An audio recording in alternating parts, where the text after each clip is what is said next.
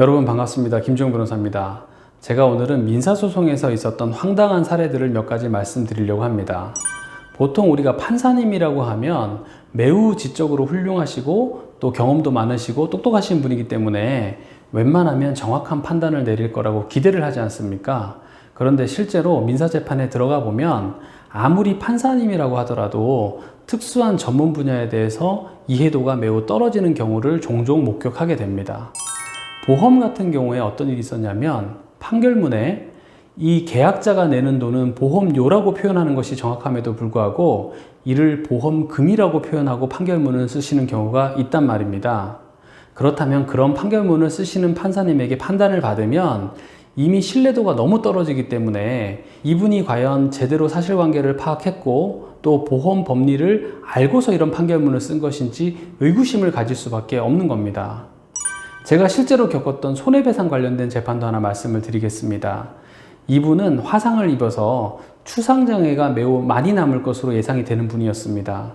그래서 감정의에게 국가배상법 시행령상의 추상장애에 대해서 회신을 해달라고 했더니 변론기일에 판사님이 제게 뭐라고 하냐면 법원에서는 맥브라이드 장애밖에 인정하지 않으니까 국가배상법 시행령상 장애 말고 맥브라이드 기준으로 장애를 회신해달라고 다시 한번 요청하세요 라는 취지로 말씀을 하시는 거예요. 참고로 맥브라이드에는 추상장애에 대한 기준 자체가 없습니다. 제가 그때 들어갔을 때 단독 판사님이셨는데 그 법정 안에는 저 말고도 손해배상을 주로 하시는 변호사님들이 쭉 앉아 계셨단 말이에요. 제가 순간적으로 잘못 들은 줄 알고 다시 한번 되물었어요. 지금 판사님, 지금 말씀하시는 취지가 지금 국가배상법 시행령상의 장애가 아니라 맥브라이드 장애로 지금 추상장애를 평가하라는 말씀이신 건가요? 라고 제가 다시 되물었어요. 왜냐하면 상식적으로 있을 수 없는 얘기를 하시기 때문에. 그랬더니 판사님이 맞다라고 하시는 거예요. 순간 뒤에서 약간 술렁이는 느낌이 났단 말이죠. 저 판사님이 지금 무슨 얘기를 하시나 싶어서 다른 변호사님들도 약간 어이가 없어 하는 게 미세한 소리지만 제가 느낄 수가 있었단 말입니다. 이와 같은 일들이 실제로 분명히 일어날 수가 있는 겁니다. 제가 실제로 경험을 했다니까요. 물론 이 경우에는 나중에 장애에 대한 회신이 다 오고 나서 제가 청구 취지 변경을 통해서 청구 취지 확장을 했기 때문에 합의부로 사건이 넘어갔기 때문에 더 이상 그 판사님께 재판을 받지는 않았단 말입니다. 그런데 만약에 이 재판을 그 판사님과 끝까지 같이 가서 그분께 판결을 받았다면 제가 그분이 내린 판결을 과연 수긍할 수 있었을까요? 판사님께서 손해배상과 장애에 대해서 너무 기초적인 내용을 모르고 계시는 것 같은데 그분이 판결을 내렸을 때 과연 전문가인 변호사가 그 판사님의 판결을 수용할 수 있겠느냐 말입니다. 이런 일들이 비단 보험이나 손해배상에서만 발생하는 게 아닐 거란 말입니다. 판사님들조차도 분명히 자신이 많이 다뤄보지 않은 판결에서는 잘못된 판결을 내릴 가능성이 다분히 있다는 것을 우리는 전제하고 사건을 바라봐야 되는 겁니다. 그렇기 때문에 판사님이 내린 판결이라도 법리적으로도 잘못되었을 수 있고 사실관계의 판단 자체도 잘못됐을 수 있는 겁니다. 그래서 우리가 만약에 1심을 패소했다고 하더라도 항소심의 여지가 생기는 겁니다.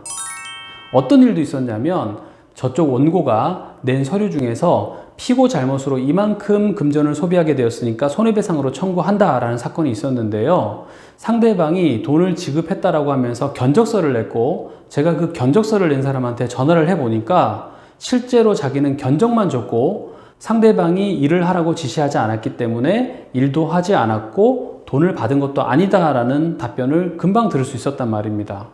그런데 1심 판결에는 원고가 이만큼 돈을 소비했다라고 사실관계 자체를 그렇게 확정을 했어요.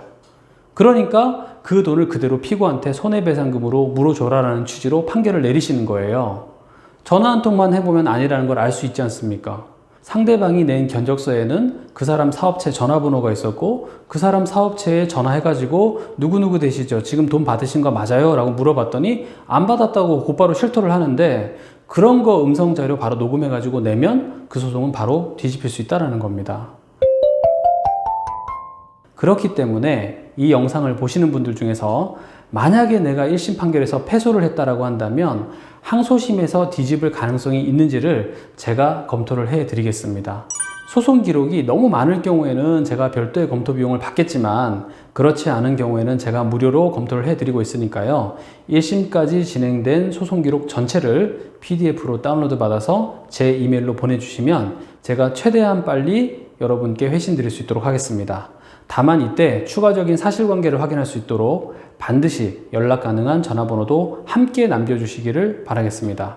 저는 변호사 김주영TV의 김주형 변호사였습니다. 감사합니다.